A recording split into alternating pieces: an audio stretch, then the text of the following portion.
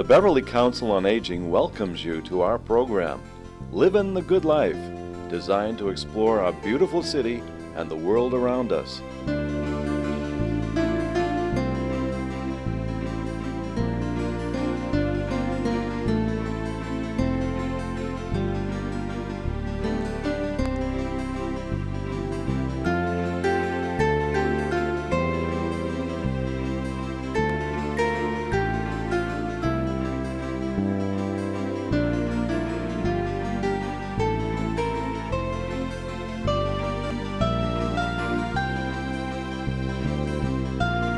Hello and welcome to Livin' the Good Life. I'm Bob Hobbs. My guest today is David Perinchief, the new vets agent in Beverly, new since January. David, welcome. Give us a little back. You were a staff sergeant in the Marine Corps for 8 years? Yes. Can you give us a brief background on what your background is? All right. I was born and raised in the island of Bermuda. Mother's from New York, father's from the island. Attended school in Connecticut and then in New Hampshire. Upon that, I figured I'd already spent enough of my parents' money, so maybe I should make my own way. Joined the Marine Corps in early September of 2000, shipped off to boot camp June of 2001, and then obviously we know since 2001 the U.S. has been quite preoccupied with things. Relatively busy with things in the Mideast, exactly. Well, interesting. Now, you've taken to the job very well, I might add. How are you finding the dealing with the vets in Beverly and everything? Vets in Beverly are the same as vets anywhere else. Before I came here, I worked for the military or the Purple Heart as a service officer. I had a large clientele. I had 2,900 vets at one point that I was taking care of. A lot of the state's National Guard and the reserve units. Gave briefings to them when they all came home. Took a lot of their claims, and the guys here fall into the same category as everybody else. A lot of confusion with the VA, a lot of misunderstanding, and they need help. So it's a good spot to be in, because for some reason I have this ability to take all that VA and federal confusion, make it common sense mindset. Hard to do, because it's complicated. Well, I had this statistic in my mind. I think I read this recently, that in Massachusetts there's at least 382,000 vets. I don't know how many are in Beverly. Do you have any? From speaking to my predecessor Jerry, we went over a lot of stuff before I left, so I could have an idea about the community here. There is believed to be about 4,000 vets in Beverly, which is a large number. I'm sure most of them don't even know the benefits they're entitled to or may be eligible for. We do have plans. We have been speaking with standing up a new Veterans Council and ways to find out where we are at number-wise, so the city has a better understanding of what it may have to prepare for or what we may be entitled to, state-wise to help out. In that same vein, I had just recently read in the New York Daily News that as many as 60% of vets countrywide don't have any idea what benefits that they're entitled to as a result of their being in the service and either what happened to them in there or just putting in their time. And I imagine it's tricky reaching out to them and getting them to realize that they do have some benefits that they could apply for. How do you go about that? Right. Well, the first thing as we were discussing is mindset. That is the first thing that you have to get through. Guys serving while you're in service, it's another world. The military is a subculture of this country. If you haven't been in it, you don't understand. You don't get it. No, I've said that 1,000 times. And especially now that you've got a wartime generation, you've got guys who've had serious loss, serious injury. And then you have some guys who are not as severely injured or didn't get a chance to deploy as often as somebody else. So right now you're fighting a mindset of guys who are probably hurt or have sustained injury during their time, but won't say anything because they feel that they're not as deserving as a guy who may have lost a limb or who may have been severely disabled or injured. So that's your first battle right there, is taking these guys who don't feel they should request the benefits they've earned because they're not worthy, I guess, is the best way to put it. Which right there, you know, it's really detrimental because they may come in 20 years afterwards when their injuries are really causing problems. And now you have to backtrack 20 years of medical records to make sure that they get the care they need that they earned back when they were a young kid. How complicated is that to track back like that? I mean, finding that proof, perhaps, that the injuries actually did happen in the service when you never really said too much about it. I know that when I got out, I had a discharge physical, and they missed a couple of things on me. I just never pursued it, but because I was. Which goes back to I was just kind of happy to get out. Actually, I just said, let me hit the road, and I'm out of here. But and that goes back to the mindset we just talked about. You know, the Vietnam generation, they just wanted to get home. Yeah. I mean, and I can completely understand that. I've dealt with enough of them where I've heard the stories, I've heard the treatment. Once that paperwork came, they were gone. Same with the World War II guys, you know, and the guys from Korea. You know, World War II, some of these guys were gone 3 years or more. So when it was time to get home, they just wanted to go home. Yep. And we're at kind of an interesting turning point because now the military is requiring the guys to stay in for a few weeks to a few months before they're discharged to get those records up to date and to make sure that they say what's wrong. But then you still have to fight the mindset. that's a good plan. They didn't have that one, by the way. Military's learning. They didn't learn anything from me. So tracking records. So when you're dealing with something like the VA, the first thing they're going to do is they're going to go to your military medical record. Mm-hmm. So let's say you didn't really mention anything in your time in service, but you went to a doctor within 1 year of leaving the military. So let's say, for instance, you had a back injury. You fell off the wing of a plane. You tripped in a hole while on a live fire range, and you injured your back. But you're getting out soon, so you're like, I'm not going to say anything because I want to go home. Right. So you get out, you come home. Let's say you've been out for 3 months, and your back is just tearing you apart. And you go to a doctor. He's like, yeah, you have a problem. Here's some medication. There's nothing where you can really do. And then a year later, you go back in for back pain. And then another year later, and you have this chronic condition that you've gone in for, and you just mentioned it, or you've said something in passing at an annual physical. That shows an ongoing issue that started within a year of leaving service. And the VA will use that and backtrack it all the way to your service time. So if you have an event that you can prove happened in service, or that you can show came up within your 1 year of leaving, the VA will work to try and service connect that. And that right there is why medical evidence is key to a veteran's claim. I can see basically it's tough because if you have, in my case, for instance, injuries that you could easily live with at the time, and the doctors did tell me, they said, when you get a little bit older, you're going to have problems from here to here. And I said, yeah, I'm not going to get old. But here I am, and 40 years after the fact, how I can't go in and say, yeah, well, this all started because I was working on the flight line, up loading rockets and missiles and frigid cold and all that. I imagine in a case like that, the benefits are just untraceable and lost, I guess. That's where the VA does some great stuff. So let's say you have a condition like that, or you have an issue. The first thing the VA is going to do is look at your work history as a civilian. They're going to look at what you did for a job. So if you were a guy who was constantly hauling heavy equipment and lifting heavy loads during your time in, but when you got out, you did nothing but a desk job, and you have an injury that's the result of something severely physical, right, they're going to start to piece it together. And then they're going to send you to exams. They're going to talk to the doctors. Your civilian records come into play.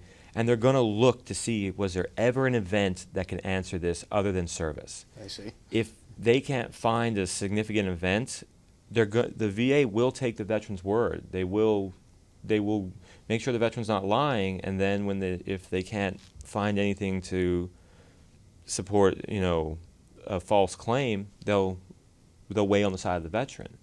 The VA is designed to actually benefit the veteran in almost all the rules they have. The part that's missed is you have to prove what you're saying. Right.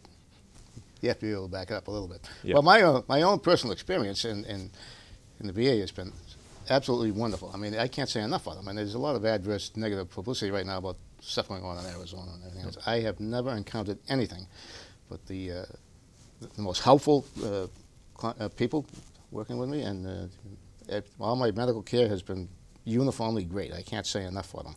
Let's discuss now the difference between state and federal benefits. Okay, so a lot of times veterans come into my office and they're like, I'm here for my VA benefits. And I'm like, okay, now being someone who is qualified as a claims officer for the VA, I automatically consider you're talking about federal benefits. But most of the time I'm getting Beverly veterans who are actually here about their state benefits. So knowing what you're asking for will save a good 20 minutes of discussion time when you come into a veteran service office. It could be here, it could be Salem, it could be out in Walpole. So knowing what benefits you're coming in for is important. Massachusetts has an amazing state benefits program. They do. So, know what you're coming in for. Now, the state benefits, they are usually city-driven, so the city handles a lot of the, issuing of finances or, verification, which the state then reimburses. Then the state has, the benefits that they offer. So, like, let's say you're a veteran who's 100% federally connected, you get property tax deductions. If you're a low percentage from federal, you'll get, you can get special licenses, you can get deals off your property taxes, you can get waivers of certain, funds for the state. So you have all these little options, which is the state produces in a book, which I do have a few sitting in my office just giving a rundown. Now, the federal side is where a lot of the state stuff gets extra support. So the federal side is handled by the U.S. Treasury. The U.S. Treasury is who issues the check for that, and the VA gets the funding, and Congress allocates what it's willing to give out, and so on and so forth. So when you're talking about federal benefits, or you're talking about when someone comes in to say, I want to file a VA claim, I'm going to assume you're talking about service-connected issues that happen to you in service that you are requesting medical support for. And that enters into a huge realm of things that have to be met and issues that need to be covered and cleared. Exactly. Well, I didn't even realize, to tell you the truth, until we just talked a little while ago, that there was a difference between the state and the federal benefits, and I found out quite by accident through your predecessor, Jerry Jalebi, that I was entitled to this state program regarding the reimbursement for Medicare payments and that thing. You meet certain guidelines, and interesting. So if I had gone in, I would never have said, "Well, I'm here to apply for federal or state," because I didn't actually realize that there was a difference. Yep. I hope this program will educate other vets as to the fact that there is. Well, the one thing I can tell, if anybody wonders if they're eligible for state benefits, just come to my office. Give me a call. I'll tell you what you need to bring in, and we'll put you in the system. The system will either say, yes, you are, or no, you're not. But at least you have an answer. Mm-hmm. I've had guys come in recently who they're qualified for medical only. But you know what? When you're saving $200 a month on your medical bills, prescriptions and everything else, especially if you're on a fixed income, it's a big deal. Of course it is. And it's a wonderful deal, too. I mean, the big difference between having to meet half your medical bills and only paying the co-pays. I mean, right there is hundreds of dollars, usually monthly. And interesting. We mentioned how the federal VA works. How is data processed now when the claim is presented? Okay, so is that what you touched on earlier, basically? Yeah. Well, the first thing we should go into is explaining the two sides of the VA, because this is where all the confusion begins. For the first day a veteran walks into a VA, this is where it starts. So you just get out of the military. You're told, check in with the VA medical center nearest to you. The guy shows up. He's told to fill out a form. And let's say he has a job and he's a banker, and he makes $100,000 a year. Never filed a VA claim. He just went to the hospital, and the staff member says, you're not eligible. She's not saying you're not eligible for benefits or a VA claim. She's just saying that you're over income for free coverage at that time. I see. So, like, veterans who have come back from Iraq and Afghanistan during this time are entitled to 5 years of medical coverage because of, transition phase.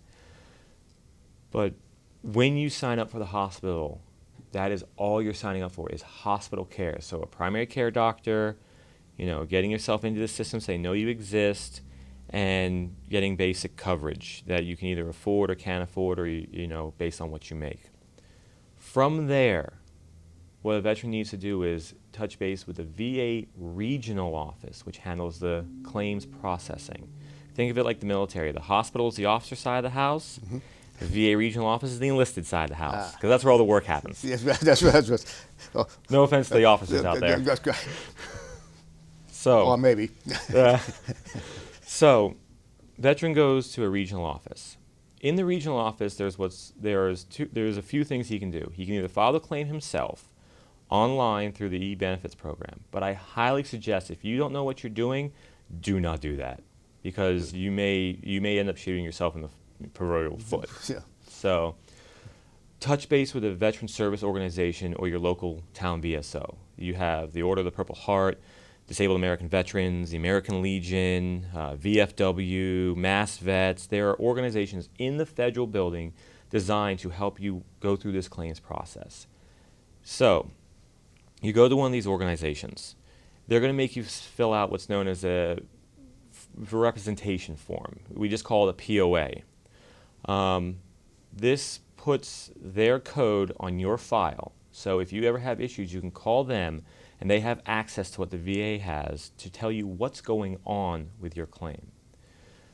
Now, once you've signed the POA or gone to someone to help you file your claim, they're going to give you your initial claims form. Now, there's multiple types of questions on that form. So the first part is, are you filing for compensation, which is for injuries sustained during service, and you're requesting compensation. There's pension, which is an income-driven option for veterans who served during a time of war. And then there's compensation and pension, which would fall into a veteran who is below income, who served during wartime, who may also have service-connected issues that don't bring him in a large percentage, but he has other medical conditions which would bring him up to the required level for pension. So from there, you start filling out the forms. The VSO, or the representation you have, should go through and explain, start with the most severe condition that you have that you know you can prove. That's how I told all my guys. Always start with what we know we can prove, because the VA is going to go after that first. Right. So we start with that. We put all those conditions down. Then we roll into, what have you gone to a civilian doctor for? What can we work with? Then we put those conditions down. And then we roll into, all right, what happened that you never really said anything about because you were just being stubborn and, we were young and yep. I'm fine, I'll never get old. And I'm happy to be out. And I'm happy to be out. Yeah. So then you roll into those things. So you file all that, and then there's a lot of other stuff that goes in there, but for now we're just going to focus on the filing. So you've put down your conditions, you've given your DD-214 to prove you served, you've given the VA your bank info so they can set up a direct deposit, and you send the claim in to the VA. That claim will go to the regional office, the enlisted side, who will then contact the hospital, the officer side. Once they verify that you are in service, the hospital will then call you in for an exam. This exam is called a compensation exam. It's not like a normal exam. You could be going to the VA for 50 years but never have a compensation exam. The initiation of your claim sets up for a comp exam. That exam is the baseline test. So what they'll do is they'll take any records they have, civilian, VA, wherever they came from. Anything they can get their hands on. Anything they can get their hands on.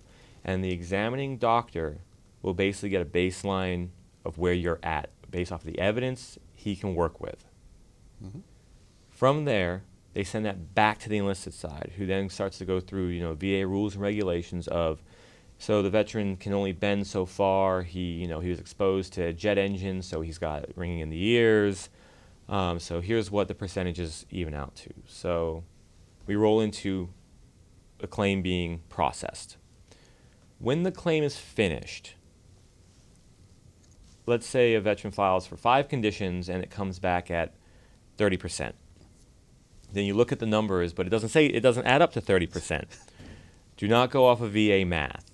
The way they do their percentages, basically the easiest way I can describe it is the higher you go up in percentages, the less the numbers actually mean. So if you're at a 50% and you have 3 more 10s, count those 10s as 2s. Okay, that's the easiest way I can put it. So if you're on paper, you say, oh, I'm 100% on paper. To the VA math world, you're actually only like a 70. So leave it at that. Understand you've been rated Don't fight well. the voodoo mathematics. Don't fight the voodoo mathematics. That will be your best. That will be your best start. So a veteran's not happy with his rating. First thing you need to establish is, do you have a max rating for a condition? So I've had veterans come in angry that they only got 10% for tinnitus, which is ringing in the ears, and a 0% for hearing loss. What you have to explain is these are 2 separate ratings.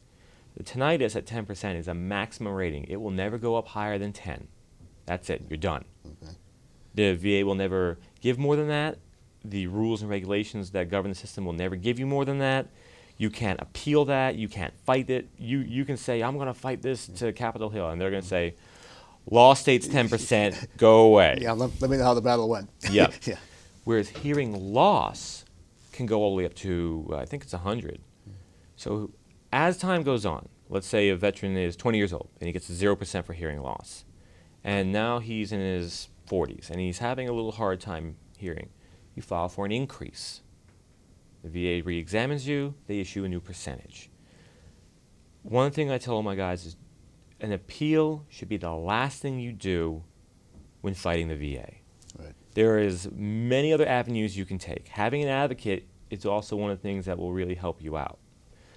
The other side of that is everyone knows VA claims are taking 6 months or more. So again, this can be a blessing in disguise. Let's say you go in for your exam January 1st. They do your exam and your claim doesn't finish till December of that year. Right. In that time, if your condition has gotten worse, you can file an increase. If the increase is granted and you filed within 1 year of your initial rating, the VA will backdate you all the way to that very first claim because they actually care. They will see, okay, he filed a claim. We took a long time to do it. In the time it took us to finish it, he got worse, so we should give it to him all the way back to when he first told us. Because retroactive, nice. Yeah, because we took too long. Right. So there are systems in place which are beneficial. Which is, again, why I tell my guys, if it took a long time and you've gotten worse, file an increase. Don't file an appeal. Okay. An appeal goes and sits on a shelf, and it gets stuck with all the other appeals, and it's not the most proactive way to do it. Right. Now, let's say you have someone who has a condition which is much worse than what the percentage was, and it's remained bad. That's the time you would request something like a notice of disagreement. You're just asking the VA to take another look at it because you feel that they didn't really understand how bad you were. And that's a little bit faster than your typical appeal process. It's still an appeal, but it goes through a different channel in the VA. It's okay, he just wants us to take another look. They pull open the record, they go through it, they may find, oh, yep, we missed the fact that his flexibility may be this, but his weight-bearing ability is this. We should have given him a higher percentage. They correct it. It gets retroactive. Good. If the veteran's appeal is highly complex or the evidence is a little difficult to go through, it would then move through the proper appeals process where you can have a formal hearing. It can go to, the Veterans Board of Appeal. You have a lot of options. But you should always first look at what's my percentage, what's the max, what's a good way to review this, and what are my other options. You should always look before you leap. Oh, always a good idea. You mentioned advocates. Are you an advocate or just somebody that you would find appeal? Say I want an advocate, and would the VA provide it, or do you have to know somebody that knows? So advocacy is a little different. So one of the things that the VSOs in Massachusetts are supposed to be able to do is advocate for the veteran with their claim.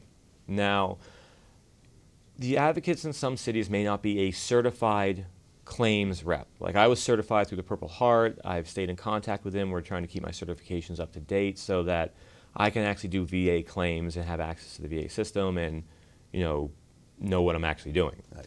A lot of the VSOs in the state are awesome guys, but they're going off of, experiences and what they've learned on their own time. From my understanding is the state is trying to correct that and make all VSOs in towns certified claims reps, which will be very beneficial for the city veterans because now you'll have someone who has actually gone through the courses like I have and can properly advise ways to do things. I'm a little surprised that they're not registered.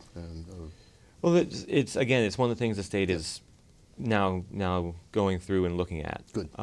Because like I said, there's two sides. They're certified for state benefits, but the federal benefits are a whole other issue. So the state has done what is right. Here is your state benefits, here is your state rep, here is your city rep who handles state stuff. And the federal benefits, a whole other ball game. The Fed benefits are a booklet about the size of a dictionary. There's an awful lot to know. Yeah. And there are some. You have some pamphlets at your office. Yep. The VA puts out a book every year for in lame very basic book for what benefits someone may be eligible for. Right. Again, they're free. Just come in, you can take one. So just swing by. With that, the representation for the state, again, they are working on getting us certified. So it is, again, the city's getting benefits, the state's getting benefits, the veterans are getting better treatment. So that's pretty much the gist of understanding the two sides of the house. Now let's talk about the hospital. So the VA hospital it can be used as like a normal hospital for a veteran, but it's also a hospital for, if you are service connected, you're not going to have to pay for that issue. So your percentages in the VA establish your priority group in the hospital. Priority groups in the hospital are what gives you your baseline of what you're going to pay when you go in there. So for instance, someone who's a Purple Heart veteran like me, we're automatically what's known as a priority group 3. We're not going to pay for certain things because they know we've been injured. We know we're going to have extenuating issues, Right. from that injury. There's going to be secondary conditions caused by our injuries, so they just assume, just treat it and let's move it on. A veteran who's 10% may fall into a lower priority group, but his condition that he's service connected for, he will not pay for. So 50% service connected veteran is pretty much golden in the VA. He can go in, he can get treatment for almost anything. And sometimes he may have a lower copay, but he's going to get treatment. Once a veteran crests over that, you're pretty much looking at full coverage in the VA hospital because they have established that you are pretty seriously injured. You're going to have a lot of medical conditions caused by your service. We're just going to take care of it. So anything that has to do with that service connection, you're good. If you fall and break your arm, you can still go in and get care. David, we're out of time already. And as near as I can see, we've only got the first base here. Yeah. We're going to have to schedule another a round 2 at least to talk about the benefits and everything else. You've been great. Thanks so much for your time. Yep. David Perinchief, Beverly's Veterans Agent. Thanks for watching. I'm Bob Hobbs, and we'll see you next time on Living the Good Life.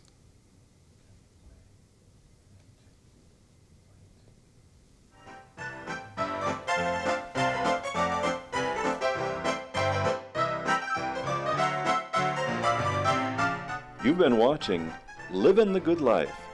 We always welcome your comments and suggestions for future programs. Call us at 978-921-6017.